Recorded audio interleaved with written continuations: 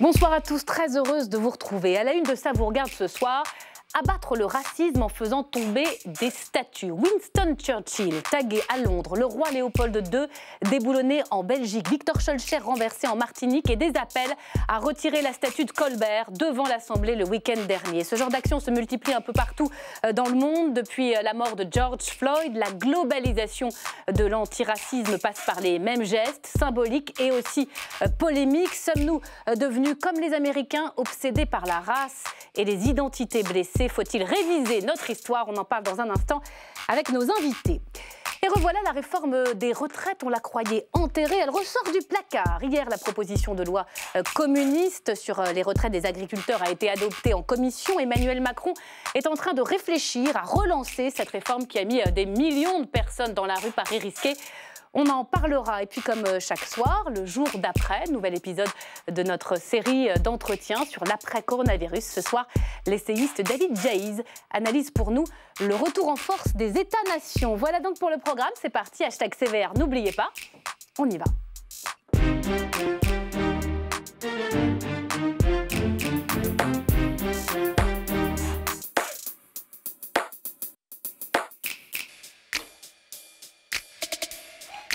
Et bienvenue à vous, chers téléspectateurs. Merci d'avoir choisi LCP. Regardez cette image. Nous sommes à Bristol, Royaume-Uni. Dimanche dernier, des manifestants du mouvement Black Lives Matter renversaient la statue de l'ancien esclavagiste Edward Colston et la roulaient au sol avant de la jeter dans le canal, statue érigée en 1895. Depuis, des signes de protestation contre le racisme comme celui-ci se multiplient partout en Europe après le meurtre de George Floyd. On va en parler ce soir avec vous. Corinne Narassiguin, bonsoir. Bonsoir. Merci d'être avec nous. Vous êtes secrétaire nationale à la coordination du Parti socialiste et vous avez signé cette semaine une tribune remarquée intitulée « Le privilège blanc, une ineptie dangereuse ». On va y revenir. Et puis on attend Dominique Sopo, le patron d'SOS Racisme, qui nous rejoint d'une minute à l'autre, ainsi que Victorin Lurel, ancien ministre des Outre-mer depuis la Guadeloupe, qui sera avec nous par Skype. Je vous donne la parole dans un instant.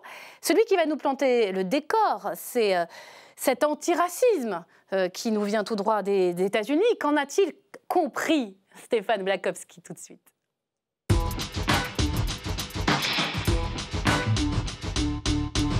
Bonsoir Stéphane. Une chronique, bonsoir, si j'ai bien Myriam, compris, bonsoir à tous. pas simple ce soir pour vous. Qu'avez-vous compris? Écoutez, en tout cas, moi, si j'ai bien compris, aujourd'hui, quand on vit en France, c'est un privilège d'être blanc. Alors, à vrai dire, moi, je veux bien admettre que ma vie aurait été plus compliquée si je n'étais pas blanc. Il y a des tas d'études qui ont établi qu'il existait des discriminations liées à la couleur de peau de notre pays. C'est plus difficile de trouver un boulot, plus difficile de trouver un logement. On est contrôlé plus souvent par la police. Alors, bien sûr, c'est regrettable. Et en même temps, ce n'est pas non plus si surprenant. Dans chaque groupe humain, il existe une tendance à ce qu'on appelle l'ethnocentrisme, c'est-à-dire une tendance à dévaloriser tout ce qui paraît étranger aux normes du groupe auquel on appartient. Ce n'est pas moi qui ai inventé ça, c'est un discours de Claude Lévi-Strauss en 1952 à l'UNESCO, ça s'appelle « Race et Histoire ». On étudie ça normalement en classe de philo en terminale. Donc, alors, vu qu'en France, la majorité des habitants ont la peau blanche, d'un point de vue anthropologique, ça paraît presque inévitable que ceux qui ont la peau d'une autre couleur soient exposés à certaines formes de discrimination. Bon, alors évidemment, ce n'est pas parce que cette tendance à l'ethnocentrisme existe dans chaque groupe humain qu'il faut l'accepter. D'ailleurs, en France, on ne l'accepte pas. Le racisme est puni par la loi. De très nombreux gouvernements ont mené des campagnes contre les discriminations. Là, je vous montre une affiche de 2016 contre la discrimination au travail. Mais le gouvernement actuel a lui aussi mené des campagnes contre la discrimination au travail. Mais pour en revenir à ce concept de privilège blanc, qui bien sûr nous est importé des États-Unis, là où ça devient gênant, c'est quand on en vient à affirmer que les Blancs défendent ce fameux privilège coûte que coûte parce qu'ils se croient supérieurs aux autres. Et ça, c'est ce que Lilian Thuram, l'ancien footballeur, avait affirmé l'an dernier. Donc je vous montre un petit extrait de France Info qui reprenait les déclarations de Thuram. Alors évidemment, en accusant tous les Blancs d'être des racistes, Thuram s'était à son tour retrouvé accusé d'être raciste. Tous les responsables du Rassemblement national s'étaient précipités sur cette déclaration pour dénoncer l'existence d'un racisme anti-blanc qui est un des chevaux de bataille du parti. Moi, je crains un peu qu'aujourd'hui, avec cette polémique sur le fameux privilège blanc, on produise un peu le même effet. D'ailleurs, Marion Maréchal s'est immédiatement précipitée sur Facebook pour faire une déclaration en disant qu'elle ne s'excuserait pas d'être blanche. Et puis, même, elle a été plus loin. Elle reproche aux militants antiracistes de vouloir humilier les Français. On l'écoute. Il nous demande non seulement de nous mettre à genoux, mais en plus de salir la mémoire de nos ancêtres, de cracher sur notre histoire, de purger notre héritage, d'abattre nos statues. Je ne sais pas quel peuple digne de ce nom et avec un minimum de fierté accepterait de se plier à de telles exigences. Alors, vous voyez, il y a un instant, je vous parlais de Lilian Thuram. Donc forcément, ça rappelle ce slogan de la Coupe du Monde 98, cette victoire d'une équipe black, blanc, beurre. Alors, il paraît qu'aujourd'hui, il faut être complètement naïf pour croire à ça, black, blanc, beurre. Moi, je sais pas, j'aimais bien cette idée d'une France black, blanc, beurre. Peut-être que je suis naïf, j'espère juste que je ne suis pas le seul, simplement. On va en parler. Merci beaucoup Stéphane, vous restez avec nous pour réagir et je salue l'arrivée de Dominique Sopo. Bonsoir. Bonsoir. Vous présidez l'association SOS Racisme. Vous avez entendu Marion Maréchal à l'instant. Comment vous réagissez quand elle explique, pour résumer, qu'elle n'a pas à s'excuser d'être blanche, qu'elle n'est pas responsable du racisme aux États-Unis notamment?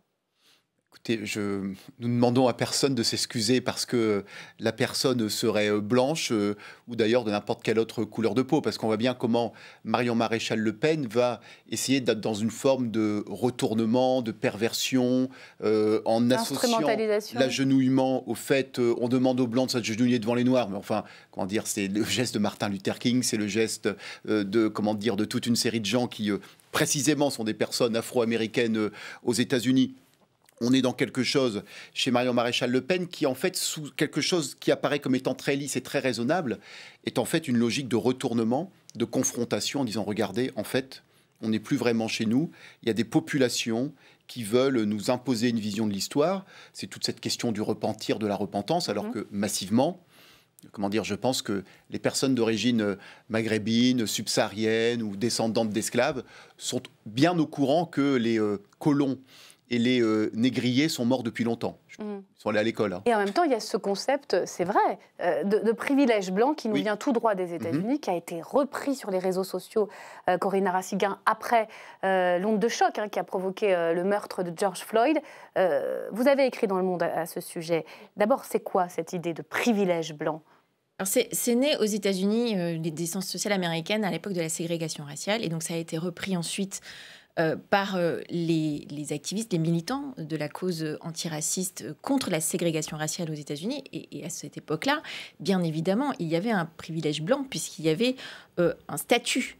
Il y avait des droits exclusifs qui étaient conférés aux Blancs, qui étaient considérés effectivement dans la loi comme étant supérieurs. Et donc, cette histoire-là, il faut la respecter par rapport à ce que sont les États-Unis et l'histoire de la lutte contre la ségrégation raciale aux États-Unis. Et puis c'est resté forcément dans les luttes antiracistes aux États-Unis, d'autant qu'en plus aux États-Unis, il y a aussi des gens qui militent ouvertement pour le retour de la ségrégation, pour la suprématie blanche. Ça existe. Et donc ça, c'est leur histoire. La nôtre, quand on parle de privilèges, on pense à la Révolution française. Et donc, on pense à l'abolition des privilèges, qui sont des privilèges d'ordre patrimonial, économique et social. Et en fait, quand on parle du coup de privilèges blancs, ça crée la confusion. Il y a beaucoup de populations blanches en France qui vivent au bord de la précarité et qui ne comprennent pas. Vous dites, je suis une femme noire dans le monde et je suis contre le privilège blanc. Oui, je suis contre l'utilisation, l'importation de cette expression telle qu'elle des États-Unis en France parce que on détourne du sujet, on permet à des personnes comme Marion Maréchal Le Pen de retourner la lutte. Donc le privilège blanc fait le jeu du Front National. Absolument, on donne des armes à tous ceux qui veulent faire croire que la lutte antiraciste, c'est lutter contre les Blancs. Alors qu'est-ce qu'on fait de cet antiracisme qui nous vient des États-Unis et qui a tendance à un peu être obsédé par la question de la race, il faut le dire, en tout cas qui catégorise énormément les populations en identité blessée, en communauté, femmes, noirs, juifs, handicapés, homosexuels. Qu'est-ce qu'on en fait? Est-ce que cette vague-là, elle est en train d'arriver en France, à votre avis? D'abord, ce qu'on peut faire remarquer, c'est que souvent, les États-Unis, on les caricature soit en positif, soit en négatif. En fait, aux États-Unis, on dit, voilà, ça catégorise beaucoup. C'est vrai qu'il y a cette histoire-là, mais il n'y a pas que ça. D'ailleurs, on voit bien que les manifestations aujourd'hui aux États-Unis sont des manifestations très mélangées. Et que c'est toujours un peu étonnant de voir comment on diabolise ou comment, au contraire, on va mythifier ce qui se passe aux États-Unis sans même étudier vraiment ce qui s'y passe en l'espèce, avec de très très fortes méconnaissances. Je pense est-ce que cet antiracisme-là, avec l'histoire des États-Unis, il a du bon et il faut, au fond, prendre exemple sur cet antiracisme-là en France? L'antiracisme aux États-Unis, évidemment qu'il y a du bon à prendre dans l'antiracisme, sur les modes de mobilisation, etc. Il y a plein de choses sans doute bonnes à prendre. Ceci étant, lorsque l'on travaille sur une société, il faut étudier la société sur laquelle on travaille. Il y a des différences très fortes entre la France et les États-Unis en matière de degré de violence, en matière de... Les États-Unis, c'est le sol sur lequel l'esclavage a eu lieu. Alors en France, il y a encore des territoires sur lesquels il y a eu de l'esclavage dans le passé, mais la métropole, ou en tout cas l'hexagone, pour ne pas reprendre un terme colonial, est une terre sur laquelle, comment dire, il n'y a pas eu l'esclavage. Bon, donc il y a quand même donc il ne faut pas tout mélanger. Il ne faut pas tout mélanger, et je pense que cette question d'être fasciné par ce qui se passe aux États-Unis, ça renvoie à deux choses. Ça renvoie d'abord à la capacité des États-Unis à exporter son modèle. Et dans le modèle américain, il y a aussi cette question de la fracture raciale. Il y a une mondialisation de l'antiracisme, on le voit à l'œuvre aujourd'hui. Oui, mais comment dire, les États-Unis exportent aussi, comment dire, dans leur culture, aussi des mécanismes de pensée qui sont des mécanismes de pensée qui ne collent pas tout à fait à ce que sont d'autres sociétés, évidemment. Et le deuxième élément, c'est, je pense, une grande difficulté en France, et qui là interroge, je veux dire, les responsables politiques, médiatiques aussi sans doute, etc., la grande difficulté à traiter du passé en France. Et lorsqu'on ne traite pas du passé en France, dans un instant. la question, c'est qu'on va aller se raccrocher à un autre pays dans lequel, pour le coup, l'histoire allait raconter, même si ça donne lieu à des confrontations. Donc je pense qu'il faut aussi réfléchir à comment on traite de l'histoire en France. Stéphane Blackovski veut réagir. J'ai l'impression qu'on parle du modèle américain en s'en défiant un petit peu, comme si on pouvait en fait éviter que ça se produise en France. Je me demande si ce n'est pas déjà produit depuis longtemps. Jérôme Fourquet a écrit l'an dernier un bouquin qui a beaucoup fait parler, qui s'appelle L'Archipel français, où justement il notait que la France se fragmentait, notamment sur des critères de communauté à base ethnique.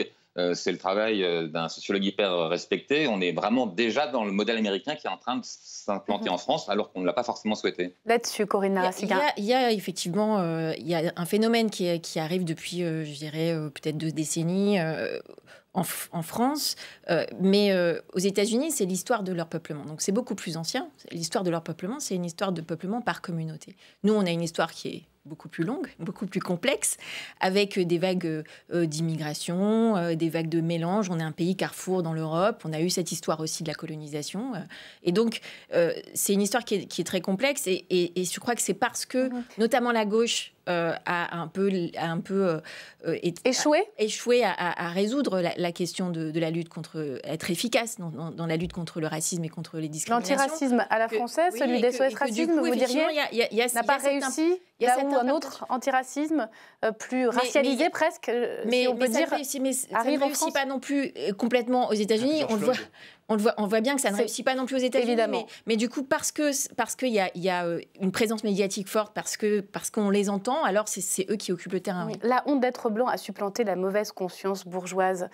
C'est Alain Finkielkraut qui dit ça dans le Figaro aujourd'hui. Pour lui, ça ne fait pas de doute, cette vague antiraciste à l'américaine, elle est déjà là. Je crois Vous êtes d'accord ou pas? Moi, je suis pas d'accord. Moi, je pense qu'il y a des échos. Il y a des échos, il y a des choses où on voit, il y a cette tentation, il y a une volonté aussi militante de certains groupes d'importer cette forme de militantisme séparatiste en France. Mais je pense que la majorité des Français qui se retrouvent un petit peu entraînés là-dedans, c'est pour ça que je parlais du silence de la majorité de la gauche, c'est que parce qu'il y a ce silence-là, il n'y a pas eu assez de discours sur les bases républicaines traditionnelles de la France, que ceux qui veulent lutter contre le racisme s'attachent à ceux qui en parlent le plus. Et ceux qui en parlent le plus aujourd'hui, c'est ceux qui sont dans les combats identitaires, malheureusement. Et donc, voilà, c'est à nous de reprendre la place, parce que l'histoire de la République, elle est plus longue que les quelques années où on commence à voir cette fragmentation. Alors, on va voir comment vous allez reprendre ou pas la place. Bonsoir, Victorin Lurel. Merci d'être avec nous depuis les Antilles, depuis la Guadeloupe. Vous êtes sénateur socialiste, ancien ministre des Outre-mer. On va parler des statuts dans un instant. Je sais que le sujet vous tient à cœur, mais je voulais vous faire réagir toujours toujours sur cette question de l'antiracisme aux États-Unis. On a vu le film Autant on emporte le vent, qui a été retiré temporairement par la plateforme HBO, la série américaine Friends, qui s'excuse également de ne pas avoir donné assez de place à des acteurs noirs. Je peux citer d'autres exemples, la chaîne Paramount, qui a retiré sa série Cops. Est-ce que vous cautionnez ça ou c'est une forme de censure, finalement? Et ça, c'est la culture américaine. C'est la culture américaine et qui, quoi qu'on en dise, est déjà arrivée à Paris, dans l'Hexagone. Mais vous vous en félicitez ou pas?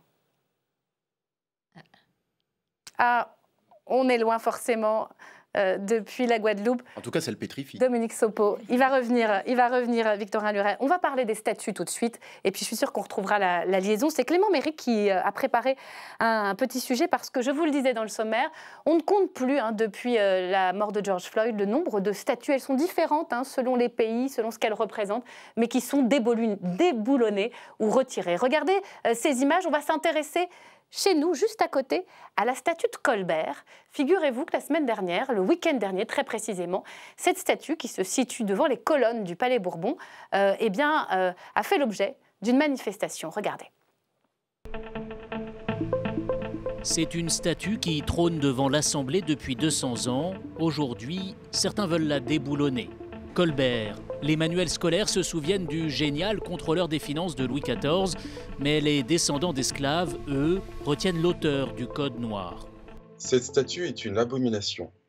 On a voté la loi Taubira à l'Assemblée nationale, qui reconnaît l'esclavage comme un crime contre l'humanité, et en même temps, on célèbre l'esclavagiste, celui qui a organisé le Code noir, celui qui a créé la Compagnie des Indes de sinistre mémoire, qui a déporté des milliers d'Africains, c'est-à-dire Colbert. Il faut enseigner l'histoire, bien sûr, il faut enseigner Colbert, mais il ne faut pas honorer Colbert. Or, nous faisons l'inverse. Faut-il passer notre histoire au filtre de nos valeurs contemporaines? Cette position fait débat chez les historiens. Je comprends très bien qu'on a envie d'éliminer cette statue, qu'on ne la voit plus, comme beaucoup d'autres. Mais en même temps, je pense que l'idée qu'on va supprimer les statues et obtenir une espèce de monde nouveau, transparent, faire table rase, me paraît illusoire. L'histoire de l'esclavage, l'histoire coloniale, c'est une très longue histoire qui construit aussi la France, qui construit aussi l'Europe. Ça fait partie de notre héritage. Colbert à l'Assemblée, ce n'est pas qu'une statue, c'est aussi une salle qu'il faudrait rebaptiser. Et ailleurs en France, ce sont des dizaines de rues, de places ou de lycées qu'il faudrait renommer. Dominique Sopo, quelle est votre position sur Colbert et sur, au fond, les statues, les effigies, les salles, les boulevards, les lycées Colbert? Est-ce qu'il faut... des choses différentes entre Colbert et les statues, etc. Non, je parle des statues. Là, on a une statue, vous la connaissez. Tout à fait, tout à fait. Elle est tout près de la place de la Concorde, devant l'Assemblée.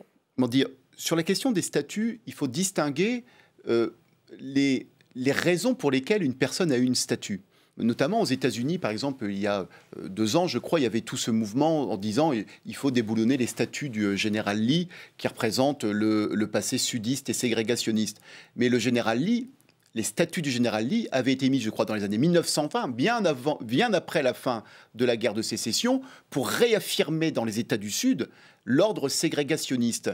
Et donc, là, c'était pour valoriser la ségrégation que ça a mis. Colbert, sa statue, elle n'a pas été mise parce qu'il a rédigé le Code noir, qui est une abomination par ailleurs. Expliquez-nous le Code noir. Le Code noir, c'est ce qui codifie précisément la question de la gestion des territoires où il y a de l'esclavage à cette époque. C'est en 1685 qu'il est rédigé et qui codifie la question des peines, etc., qui d'ailleurs exclut les Juifs d'ailleurs de ces territoires parce que l'esclavage est aussi présenté comme un vaste mouvement d'évangélisation des populations sous la foi catholique, qui définit le noir comme étant un bien meuble, etc. Bon. Mais si on célèbre Colbert en France aujourd'hui, ça n'est pas à cause du Code noir, mais c'est le ministre de Louis XIV, bien sûr, le colbertisme. Évidemment, mais évidemment, il y a une question, c'est que Colbert est bien le rédacteur d'une abomination, mais il peut y avoir un appareillage critique autour des statues, ou même autour de certaines œuvres culturelles, puisqu'on parlait de « Autant on emporte le vent ».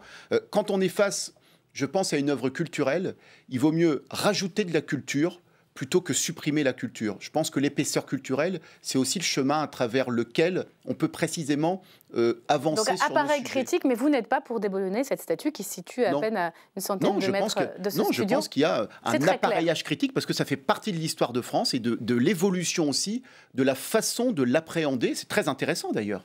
Mais j'allais dire, faisons-en de la culture, de la connaissance. Sur Colbert, Corinne Rassinger. Oui, moi je suis tout à fait, je rejoins complètement Dominique Sopo. Je pense que la question c'est, je comprends l'émotion qui conduit à vouloir déboulonner les statues. Il y a une intention aussi qui est libératoire. D'ailleurs, dans l'histoire de France, on a souvent déboulonné les statues, au passage. Ouais, c'est une pratique dans l'histoire de France. Mais je crois qu'effectivement, le problème d'exprimer cette colère de cette manière-là, c'est qu'effectivement, c'est pas parce qu'on efface les traces de l'histoire que on va en diminuer le poids.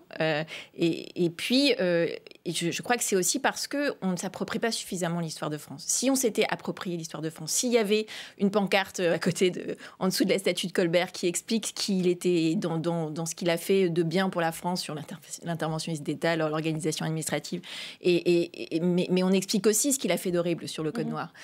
Il y a des choses... Vous voulez qu'on accompagne un maximum la connaissance, bien sûr, qu'il y ait de la pédagogie, de l'éducation. Il faut qu'on s'approprie son histoire. Moi, Victor Schœlcher, ça vous a pas surpris ? Oui. Victor Schœlcher, abolitionniste, oui. qui est contre l'esclavage. C'est là où on voit que ça devient irrationnel. C'est de l'émotion et c'est de l'irrationnel. Vous condamnez. Ça montre quand même une forte méconnaissance, puisque notamment souvent on reproche à Schœlcher d'avoir indemnisé les esclavagistes. Mais d'abord, ce n'était pas sa position à lui. Et lui, sa position à Schœlcher, c'était d'indemniser les esclaves au demeurant. Et on ne peut pas nier le combat qu'a mené Schœlcher, qui a été un combat où il a été totalement minoritaire et conspué pendant des années avant qu'il y ait l'abolition de l'esclavage en 1848. Donc évidemment, on peut critiquer les conditions dans lesquelles l'abolition de l'esclavage s'est faite, sans aucun doute. Cette question de l'indemnisation des esclavagistes, le fait qu'on ne passe pas de l'ombre à la lumière du jour au lendemain, on le sait bien. La question de la non-remise à plat des richesses dans les anciennes colonies entre les anciens esclavagistes et les anciens esclaves. Donc il y a plein de choses à dire. Mais justement, parlons-en.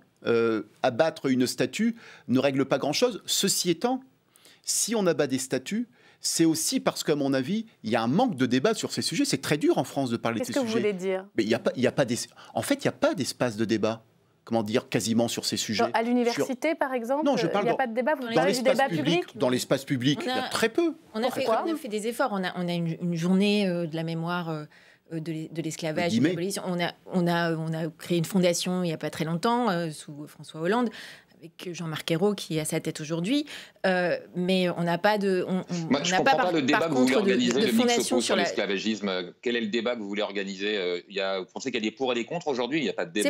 C'est pas de débat, c'est de plus vulgariser cette histoire-là. Et c'est s'approprier le fait que oui, il y a un poids de l'esclavagisme et du colonialisme dans l'histoire française qui structure encore la société française et qui fait perdurer des préjugés.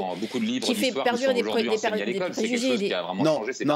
Mais s'il y a un racisme systémique en France qui existe encore aujourd'hui, s'il y a des discriminations systémiques en France aujourd'hui, c'est parce que les conséquences de cette histoire-là continuent à structurer notre société. Qu'est-ce que vous voulez dire par racisme systémique?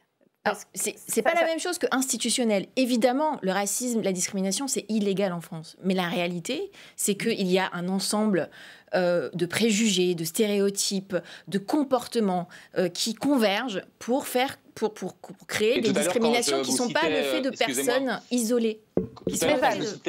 Excusez-moi. Tout à l'heure, quand je vous citais Claude Lévi-Strauss dans son discours Assez Histoire, qui disait que l'ethnocentrisme est quelque chose qui existait dans chaque groupe humain. Vous pensez que ça n'existe qu'en France, l'ethnocentrisme? Vous pensez non, c'est ce qu'on n'a pas dit. Mais quel rapport en fait? Vous voyez, comment dire, c'est très... Non, mais c'est très intéressant. Non, en fait, ce qui est très intéressant, c'est comment tout de suite l'émotion, elle monte. Comment tout de suite les gens se sentent en accusation. Vous voyez, il y a plein de débats sur la question d'égalité entre les hommes et les femmes. On ne vient pas dire, sauf certains, écoutez, vous êtes bien gentils les femmes de nous parler d'égalité entre les hommes et les femmes, mais il n'y a pas qu'en France que ça existe quand même. Mais c'est marrant, sur ces sujets, à chaque fois qu'on en parle, tout de suite, il y a une montée en émotion. Et s'il y a cette montée en émotion, c'est précisément parce qu'il n'y a pas d'espace, comment dire, de débat suffisant, parce qu'on se rendrait compte que s'il y a un espace de débat suffisant... le débat, en fait, c'est ça que je n'arrive pas à comprendre. Comment vous l'expliquez? Parce qu'on vous invite, parce que c'est quand même un débat qui s'installe, il n'y a pas de censure. Mais c'est pas une question de censure. Si les débats ne sont pas organisés, en fait, il se passe rien, c'est tout. Le débat n'a pas lieu, c'est tout. Il n'y a pas quelqu'un qui dit « surtout n'en parlons pas ». Il n'y a pas un bureau de la censure. Je remarque que dans notre pays, c'est extrêmement compliqué de parler de ce passé-là, qui est aussi un passé qui est en lien avec la République. Je rappelle que, certes, la République a aboli, à chaque fois qu'elle a été proclamée, elle a aboli l'esclavage, mais la République a été coloniale. La grande époque coloniale, c'est la Troisième République. C'est pas évident de dire ça, parce que la Troisième République, c'est aussi la République qui, c'est vrai d'ailleurs, met en œuvre définitivement les acquis de la Révolution française, un siècle après la Révolution. Donc on est dans des complexités. Donc il y a tout un travail à la fois à faire sur la mémoire de l'esclavage auprès de la société française. On a retrouvé Victorin Lurel, mais je crois qu'il est en ligne et non pas à l'image. Bonsoir Victorin Lurel. Je voulais que vous nous expliquiez quelle était votre position sur la statue de Colbert. Vous êtes sénateur et cette statue, elle figure aussi dans l'hémicycle du Sénat. Vous êtes favorable à l'enlever, je crois? Je suis absolument favorable pour l'enlever. Alors je sais bien qu'en disant ça, je vais choquer beaucoup de mes collègues, mais j'avais déjà fait des textes, voire des conférences pour dire que sans sombrer dans la repentance, puisque nous avons été victimes il n'y a pas si longtemps de ça, lorsque le président Sarkozy a décidé, au nom de la non-repentance, de ne pas aider à la construction du Mémorial Acte en Guadeloupe, malgré un très beau rapport fait par Édouard Glissant. Le président Chirac avait accepté, après le successeur a refusé. Il y a cette impensée. Alors oui, c'est vrai que nous partageons une histoire commune, nous sommes territoire de la République, il y a tellement de choses qui nous rassemblent. Mais il est certain, et c'est très difficile encore aujourd'hui, peut-être plus aujourd'hui qu'hier, il y a une difficulté à assumer le passé, à le reconnaître, à l'assumer, peut-être à le dépasser. C'est compliqué. Alors, lorsque l'on dit, je crois que c'est Louis Georgetin qui a dit ça, vos héros sont nos bourreaux. Alors, c'est une phrase terrible, mais lorsque vous savez que c'est quand même Colbert qui a fait le Code noir et que vous entrez à l'Assemblée nationale, vous avez une statue dressée très fièrement et presque triomphalement à l'entrée, il y a de quoi blesser quelqu'un venant de l'Afrique et en particulier venant des Outre-mer. Lorsque vous parlez à la tribune du Sénat, vous êtes surplombé par la statue de Colbert. Alors en disant ça, effectivement, je vais choquer beaucoup de Français hexagonaux.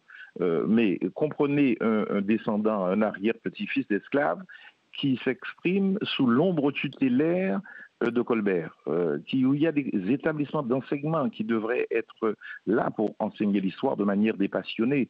C'est dit. On entend tout à fait votre argument. Merci Victorin Lurel. D'un mot, je voudrais vous entendre pour conclure, et vraiment rapidement, notre modèle, le modèle universaliste, républicain, qui ne reconnaît que des citoyens sans étiquette, il a de l'avenir ou pas? Parce qu'il est quand même mal en point. D'abord, tout modèle est le fruit d'un combat. Et n'oubliez pas non plus que les États-Unis se sont aussi construits sur un universalisme. D'un mot, vous êtes optimiste? Oui, absolument. Bien. Merci à tous les deux d'être venus sur ce plateau. On va parler à présent de la réforme des retraites. Et non, elle n'est pas morte. L'exécutif veut en sauver au moins une partie. Hier, à l'Assemblée nationale, les députés de la majorité ont adopté une proposition de loi communiste sur les hausses de pensions pour les agriculteurs. Elle faisait partie de la réforme qui était prévue. Stéphanie Despierres. La motion de censure n'est pas adoptée. En conséquence, est considéré comme adopté le projet de loi instituant un système universel de retraite. C'était le 3 mars dernier. Mais le coronavirus va changer la donne. La loi n'ira pas au Sénat. Et le 16 mars, Emmanuel Macron décrète le confinement. Nous sommes en guerre. Toute l'action du gouvernement et du Parlement doit être désormais tournée vers le combat contre l'épidémie. C'est pourquoi j'ai décidé que toutes les réformes en cours seraient suspendues à commencer par la réforme des retraites. 3 mois plus tard, la France se déconfine, la vie parlementaire retrouve un rythme presque normal.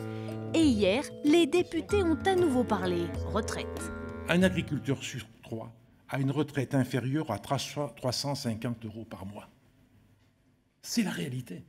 Les députés discutaient en fait d'une proposition de loi communiste datant de 2017 pour revaloriser les pensions des agriculteurs à 1 000 € minimum. Et la majorité l'a accepté.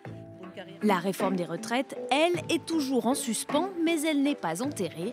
Le président de la République veut même la relancer et la majorité s'y prépare. Les réponses qui étaient apportées par la réforme des retraites sont d'autant plus, à mon avis, à l'ordre du jour aujourd'hui. On voit bien que certaines caisses autonomes sont fragilisées. On voit aussi aujourd'hui que les personnes qui étaient au premier rang pendant cette crise, les caissières, les soignantes, beaucoup de femmes, je le dis au féminin à dessein, sont aussi les personnes qu'on souhaite revaloriser. On ne va pas évidemment prendre le texte tel qu'il était sorti il y a quelques mois et ne rien changer, c'est une évidence. Dans la majorité, certains estiment qu'il ne faut pas relancer un grand projet de loi retraite, mais distiller la réforme par petites touches au gré des textes à venir. D'autres évoquent aussi des difficultés de calendrier. Je suis favorable, oui, à un système par points. Je suis favorable, oui, à ce qu'on corrige les inégalités. Je suis favorable à ce qu'on équilibre le système. Je suis toujours défavorable à l'âge pivot, comme je l'ai toujours été. Mais par contre, j'ai aussi une forme de lucidité. C'est-à-dire qu'aujourd'hui, je ne peux pas promettre aux électeurs qui sont les nôtres, je ne peux pas promettre aux Français que nous serons en mesure de faire cette réforme avant la fin du quinquennat. Et je crois qu'il y a surtout d'autres grandes priorités. En 2017, on a été élu avec une priorité sur l'emploi, sur la lutte contre le chômage de masse. Cette priorité revient au centre du jeu aujourd'hui et c'est là-dessus que nous devons nous concentrer. Quoi qu'il arrive, ce sont le président de la République et le gouvernement qui restent maîtres du calendrier. Et nous ont rejoint sur ce plateau Stéphane Peu, bonsoir. Vous êtes député communiste de Seine-Saint-Denis. Cette proposition de loi de votre collègue André Chassaigne, elle va arriver dans l'hémicycle la semaine prochaine. Elle vise donc à revaloriser les pensions des agriculteurs à 85% du SMIC, c'est 75%, et vous allez la soutenir. Une fois n'est pas coutume. Sandra Mottin, bonsoir. Bonsoir. Vous êtes députée La République En Marche de l'Isère. Donc cette réforme des retraites, elle n'est pas morte. Elle va revenir. Je crois effectivement qu'elle n'est pas morte. Elle ne l'a jamais été. Le président et le Premier ministre ont toujours dit qu'elle était suspendue. On a effectivement d'autres choses à faire en ce moment, mais concrètement, elle n'est pas morte. Elle est passée au forceps, au 49.3. Elle a mis des millions de personnes dans la rue. Il y a eu le Covid, elle a été suspendue. Elle n'est pas populaire, alors que les Français vont souffrir, et vous la remettez sur la table. Elle n'est pas populaire en l'état. Dans le contexte dans lequel on l'a voté, qui est tout à fait différent de celui dans lequel on est aujourd'hui et dans lequel on sera demain, effectivement, il y a eu énormément de choses qui ont été mal comprises, qui n'ont peut-être même pas été entendues, mais qui aujourd'hui nous poussent justement à... Vous savez ce que vous allez garder, ce que vous allez jeter ? Moi, je souhaite qu'on garde, par exemple, la retraite à 1 000 €. Grâce à nos collègues du groupe GDR, on va la voter effectivement pour les agriculteurs. Et ils nous ont même aidés à aller plus loin que ce qu'on voulait faire en prenant aussi des agriculteurs qui sont actuellement à la retraite et qui vont pouvoir en bénéficier.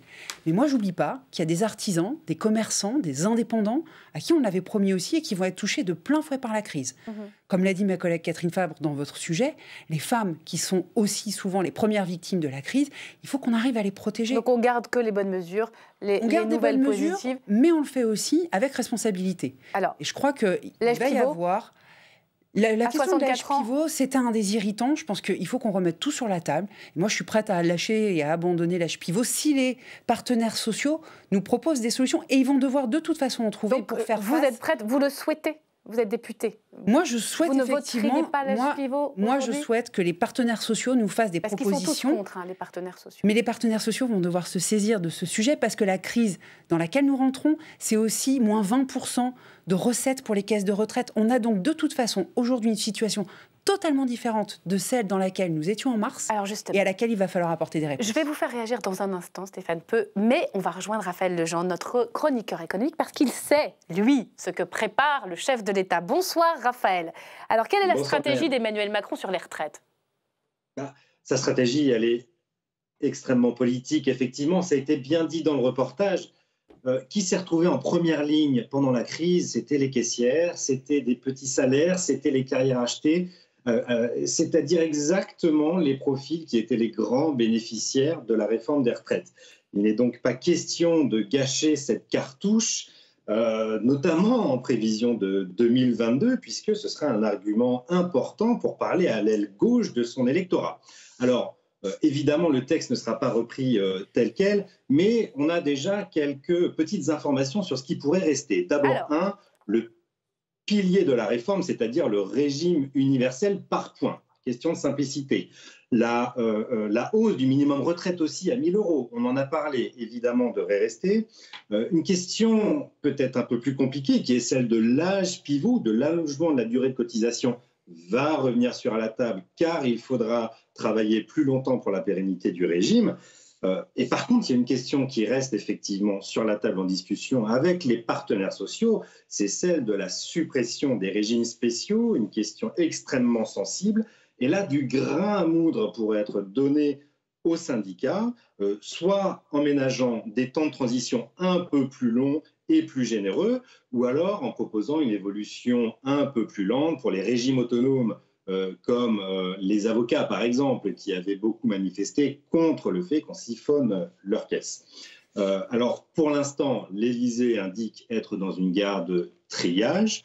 Les partenaires sociaux devraient participer au tri des mesures que l'on garde ou que l'on jette. Et on devrait en savoir un petit peu plus. Alors, pas dès dimanche lors de l'allocution solennelle, puisque le président devrait plutôt clôturer la séquence coronavirus, mais dans un deuxième discours très attendu, entre le second tour des municipales le 28 juin et le 14 juillet, où Emmanuel Macron devrait dessiner un peu plus précisément ce qu'il souhaite faire d'ici la fin du quinquennat. Merci beaucoup, Raphaël. On ne saura pas dimanche.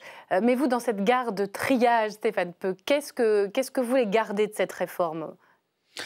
Si vous voulez, ce débat est assez étonnant. Bon, pour l'instant, on commande des suppositions, donc c'est toujours un peu difficile comme exercice, mais c'est un peu étonnant que la promesse d'un monde d'après se traduise par le retour du monde d'avant. Et la réforme des retraites, c'est vraiment le monde d'avant. Ça fait longtemps que vous avez été élu. C'est une faute politique, à votre avis ? Il va le payer cher ? Moi, j'entends des voix dans la majorité ou qui sont proches du président de la République, à commencer par François Bayrou, qui ne cesse de recommander qu'après la crise que l'on vient de connaître, il y ait de l'apaisement, qu'on essaye de faire valoir des réformes ou des projets qui ne divise pas les Français comme la réforme des retraites a été sans doute très emblématique. En même temps, si je peux me permettre, vous avez contribué à la remettre sur la table avec cette proposition de loi sur les agriculteurs. Ça veut dire qu'il y a des choses à prendre. Oui, non, mais là, il y a un très mauvais parallèle qui est fait. Je vais vous faire un petit historique en 2 minutes, rapidement. Très rapidement. La loi Chassaigne, dont on parle aujourd'hui, elle a été votée à l'unanimité de l'Assemblée nationale sous la précédente législature. C'était en février 2017, quelques mois avant les élections présidentielles. Elle a ensuite été votée dans la nouvelle mandature à l'unanimité du Sénat.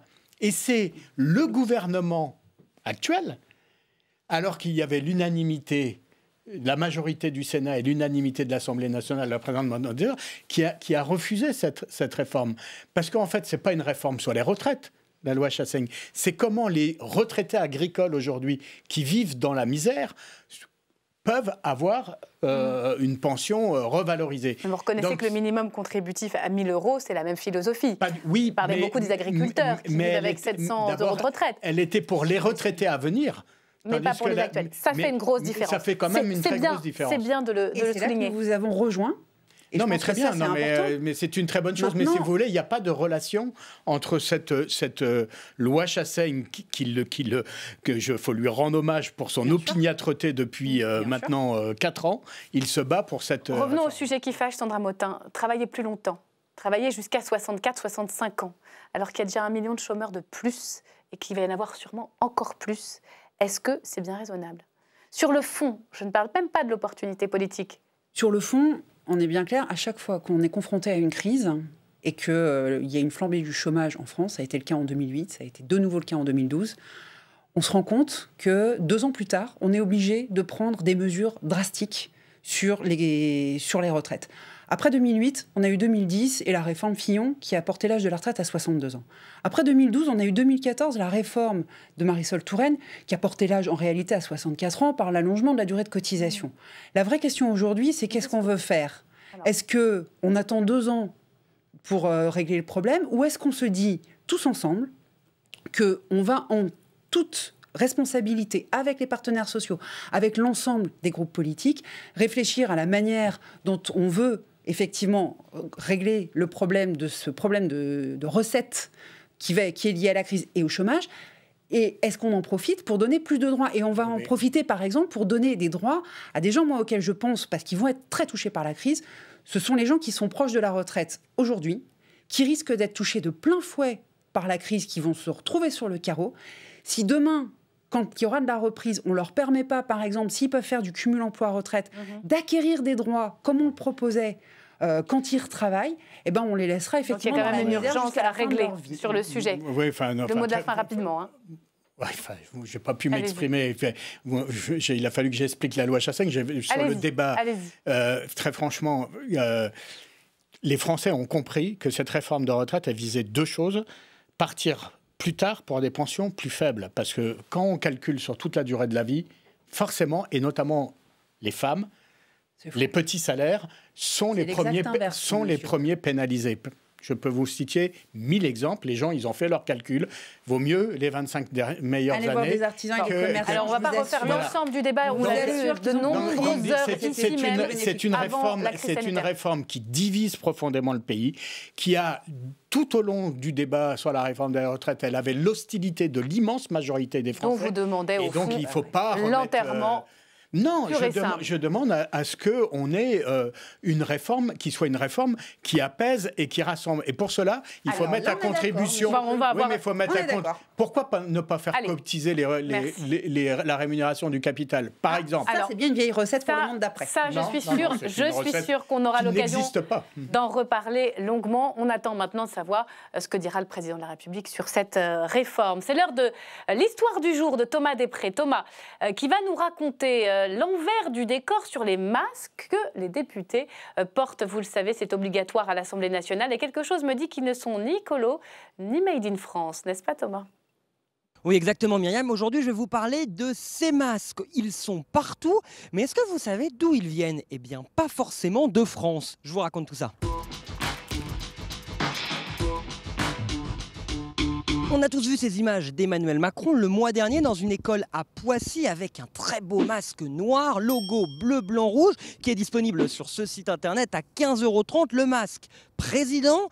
Mais figurez-vous qu'ici, à l'Assemblée nationale, tous les députés ne portent pas du Made in France et parfois, ils ne savent même pas d'où viennent leurs masques. Monsieur le député, est-ce que vous savez d'où vient votre masque? Bonne question, à vrai dire. Est-ce que vous savez d'où vient votre masque? Absolument pas. Il vient de l'Assemblée nationale et on me l'a gracieusement fourni à son entrée. Alors vous, à l'Assemblée nationale, vous portez donc un masque français? Tout à fait. Bien sûr. En fait, au début de la crise, la France a commandé des millions de masques venus d'un peu partout de la planète, principalement en Chine, au détriment de certaines entreprises françaises qui, elles aussi, se sont mis à fabriquer des masques. Et ce sujet, il dérange un député de La République En Marche qui, du coup, a eu une idée. Bonjour Denis Masseglia. Bonjour Thomas Després. Alors vous avez eu l'idée d'envoyer des masques à tous vos collègues députés.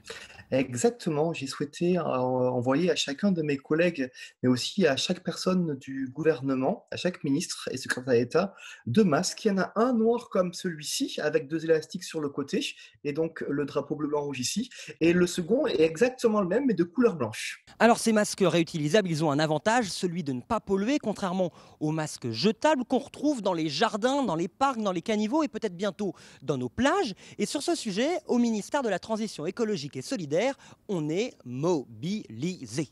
Bonjour Brune Poisson. Bonjour à vous. Alors vous êtes très engagé depuis plusieurs semaines maintenant pour les masques réutilisables et surtout contre les masques jetables. Absolument, on se retrouve aujourd'hui face effectivement à des pratiques qui sont ni respectueuses de l'environnement, ni respectueuses tout simplement des règles de base de la civilité avec des masses qui se retrouvent sur nos trottoirs. Et il faut bien se dire une chose, c'est que si on veut des mers propres, si on veut des océans propres, alors ça commence par avoir des trottoirs qui sont propres. C'est pour ça qu'on a décidé de durcir les sanctions avec une amende qui va passer de 68 € à 135 et qui pourra aller jusqu'à 375 €. Alors nous, ce matin, avec l'équipe, on a été à l'accueil de l'Assemblée nationale. Ils nous ont distribué ces masques-là, comme ils les distribuent à tous les députés. C'est pas un peu incohérent? Est-ce qu'il ne faudrait pas qu'ils distribuent des masques réutilisables? Alors, je suis membre de l'exécutif, je ne peux donc pas, et ce n'est pas à moi de juger de ce que fait la branche législative, c'est-à-dire l'Assemblée nationale. En revanche, dans la mesure du possible, c'est vrai qu'il est bien préférable pour l'environnement, pour le porte-monnaie et pour aussi l'emploi et l'économie française d'utiliser des masques qui sont justement réutilisables. Voilà Myriam, et pour être tout à fait complet, Brune Poisson qui nous a également indiqué que depuis 2018, le gouvernement travaillait à une filière de recyclage des masques jetables usagés. Mais ça, on aura sans doute l'occasion d'en reparler dans ma journée à l'Assemblée. Voilà pour la chronique de Thomas Després. Chaque jeudi, depuis le début du déconfinement, il nous fait découvrir les députés comme personne. Bonsoir Camille Saferis, ravi de vous retrouver. Myriam. Alors avec qui, dites-nous, vous avez pris l'apéro cette semaine? Alors cette semaine, j'ai pris l'apéro avec Jean-Paul Mattei. C'est un député modem des Pyrénées-Atlantiques, de la 2e circonscription. Et nous nous sommes vus au Café Néon, dans le 18e arrondissement de Paris, en terrasse. Alors Jean-Paul Mattei, c'est un proche de François Bayrou, c'est un notaire, il est d'ailleurs toujours en activité, d'ailleurs. Et il a une passion, Jean-Paul Mattei, c'est la voile. Il aime beaucoup la mer. Il a même son propre bateau sur la côte basque, le Houbonne, un voilier de 12 mètres.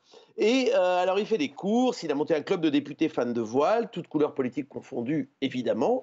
Mais attention, pas de conflit sur la direction, pas question de barrer à droite ou à gauche. On est tous dans le même bateau et c'est lui le capitaine. C'est vrai qu'un marin, il accepte la décision, il respecte la décision qui a été prise par le barreur ou par le tacticien, ça va dépendre. Si c'est vraiment... Donc, il y a vraiment un esprit d'équipe. Et puis ensuite, bon, mais s'il y a une erreur, il y a une erreur. On l'assume tous. Oui, voilà. mais il n'y a pas de lien philosophique entre la façon de gouverner un pays et de tenir le gouvernail d'un bateau, sachant qu'il faut un peu suivre le vent. D'abord, on va regarder la météo avant de s'embarquer sur un bateau. Regarder la météo, c'est voir, je dirais, comment se comporte la société, comment elle agit, comment elle est. Qu'est-ce que les gens attendent? On a des contraintes humaines qui ensuite, font... on va surfer quand même sur les courants, les vents contraires. Après, il faut prendre une option et l'assumer. Je trouve ça... Alors, la politique, c'est d'abord une question de vocation. Et Jean-Paul Mattei, c'est un militant de la première heure qui a été engagé très tôt. Oui, il n'a pas honte de le dire, c'est un ex-jeune giscardien. Je me suis engagé en 1974, avec Giscard. Giscard à la barre? Ouais, j'avais le t-shirt Giscard à la barre. Oui. Le personnage me fascinait parce qu'il avait cette espèce de hauteur et de distance. Giscard, à cette époque-là, il était rock'n'roll? Le personnage n'était pas forcément rock'n'roll, mais il incarnait quand même des idées rock'n'roll qui étaient nouvelles. À l'époque, il y avait des concerts, il y avait des grandes fêtes militantes qui étaient faites à Paris. On me faisait monter des bus, des cars. Oui, mais il y avait qui? Mireille Mathieu? Non, il y avait Carlos Santana. Il y avait Carlos Santana? Alors là... C'était pas mal quand même, pour l'époque. C'est-à-dire surtout, est-ce que Carlos Santana savait pour qui il jouait? À l'époque, il ne fallait pas avoir cette vision aussi. C'est vrai, quand on regarde, ça fait barrer les gens. Un jeune giscardien, on voit très bien avec le pull, le machin, tout ça. Moi, je n'étais pas du tout là-dedans. C'est excellent, bravo, j'adore. Aujourd'hui, vous êtes d'accord, Giscard, c'est vintage. Sur le Bon Coin, par exemple, le t-shirt Giscard à la barre, ça vaut une fortune. Vous voyez, là, on en a un bel exemple. Les affiches aussi de campagne de l'époque, ça vaut très cher. Et d'ailleurs, Jean-Paul Mattei, il les collectionne. Mais au fond, alors, est-ce que derrière cette nostalgie, il n'y aurait pas potentiellement un espoir politique? Est-ce qu'aujourd'hui, dans la perspective de 2022, Giscard ne serait pas un espoir? Les idées qui étaient portées à l'époque, oui. Arriver, je dirais, à rassembler un peu toutes les tendances qu'on est en train de vivre. Donc, 2022, Giscard à la barre. Ça pourrait être un slogan, mais je ne suis pas sûr que ça soit très porteur. Vous allez pouvoir ressentir le t-shirt. Je pense que je ne rentrerai pas dedans. Ou alors ça serait une barre très large. Je vais me faire charrier là, avec ça. Je vous adore, Camille. Bravo. J'adore ce que vous faites. Merci. Revenez-nous vite jeudi prochain avec d'autres fous rires. Allez, on va terminer comme chaque soir par le jour d'après. Notre collection d'entretiens sur l'après-coronavirus. Ce soir, c'est l'essayiste David Jaiz qui analyse pour nous le retour en force des États-nations dans cette crise sanitaire. Regardez.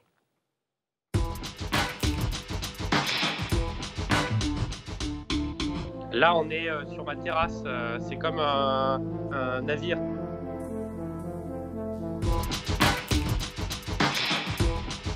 Bonjour David Jaiz.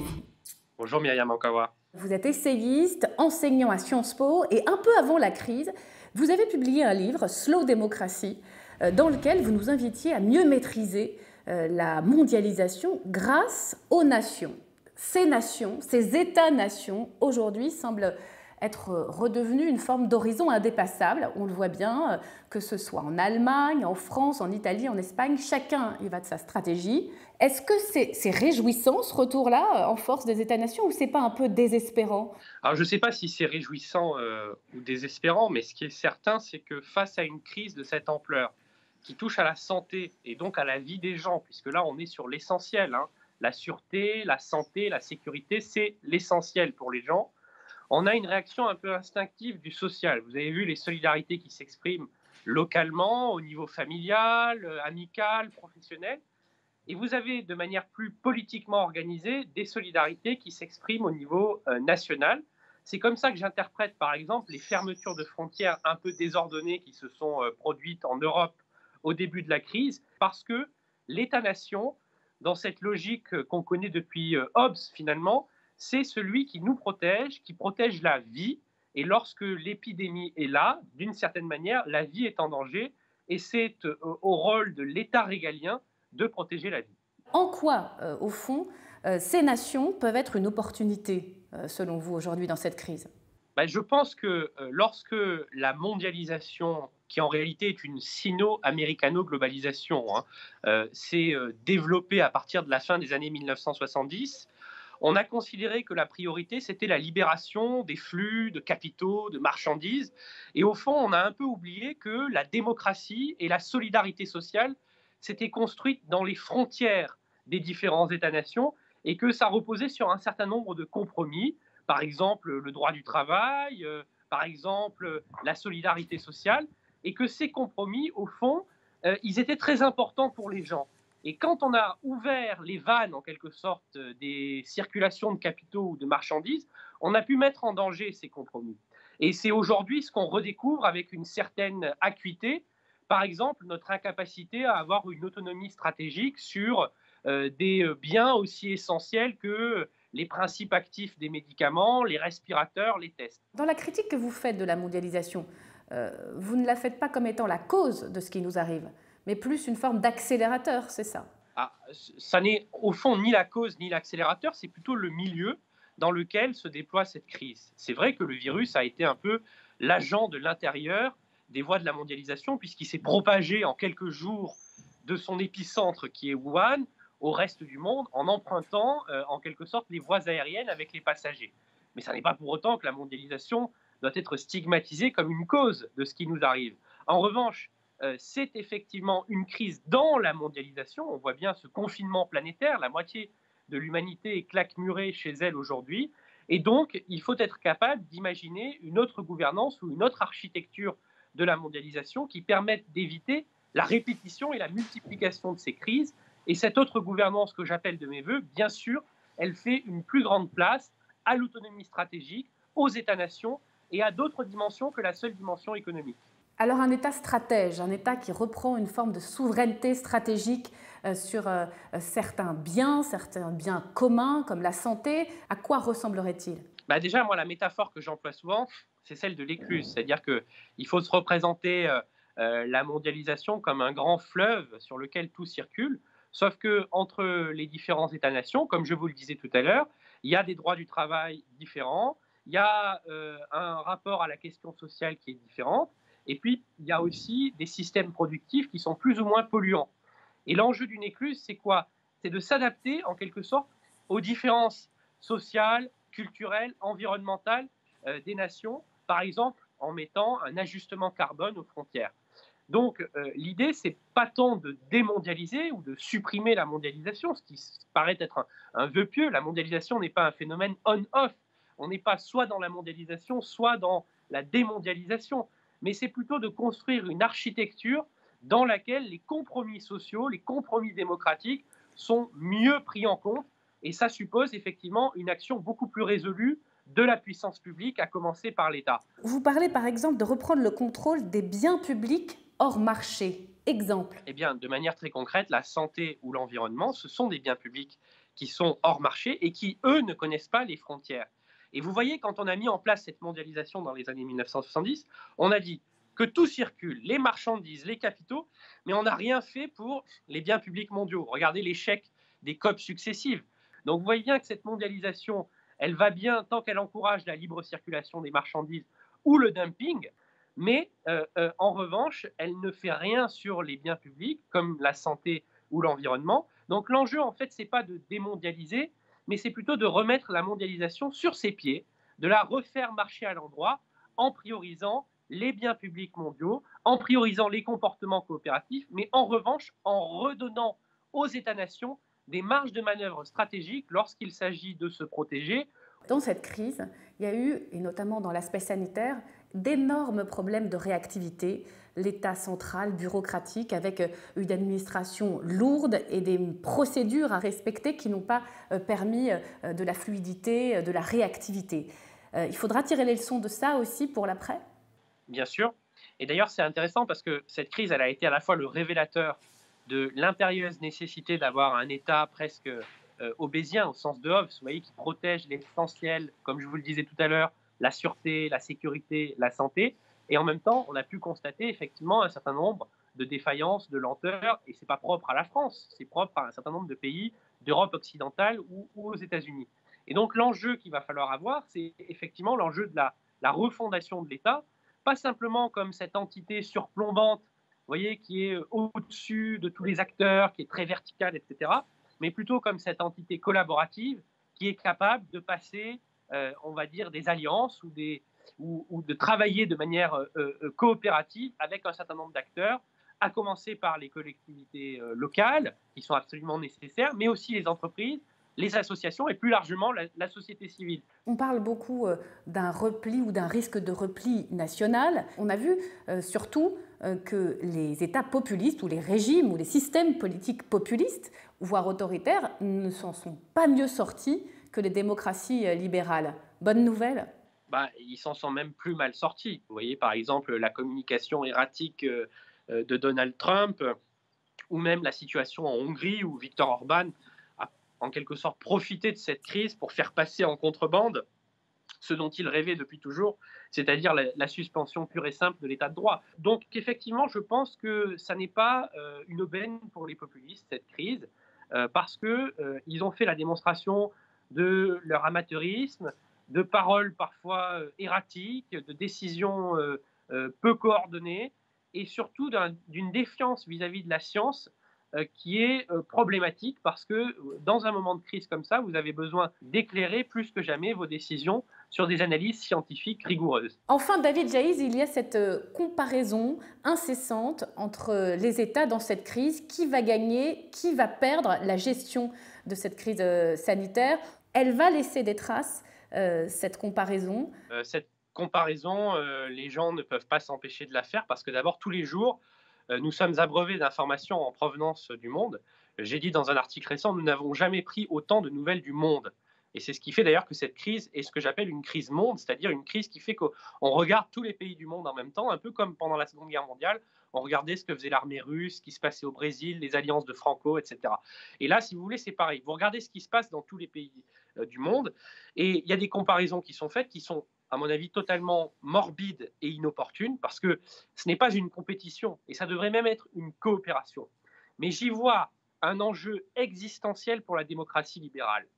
C'est la capacité à démontrer sa résilience et son efficacité, une résilience et une efficacité supérieures aux régimes autoritaires. Parce que vous voyez que les régimes autoritaires ont déjà commencé l'offensive pour montrer que leur système de gouvernance est plus efficace pour faire face à ces crises. Donc il y a vraiment un enjeu existentiel pour la démocratie de montrer que des décisions éclairées par la science, la liberté de la presse, la transparence sur les données et sur les informations qu'on communique, et aussi une relation de confiance entre le gouvernement et le public sont absolument non seulement meilleures que ce qui existe dans les régimes autoritaires, mais nécessaires pour surmonter cette crise sanitaire et éviter qu'elle ne dégénère en une gigantesque crise sociale, politique et une crise de civilisation. Merci David Jayes. Merci beaucoup. Et c'est la fin de cette émission. Merci de l'avoir suivi. Demain, vous retrouverez Valérie Brochard pour N'ayons pas peur des mots. Très belle soirée documentaire sur LCP. Et bien, quant à moi, je vous retrouve la semaine prochaine.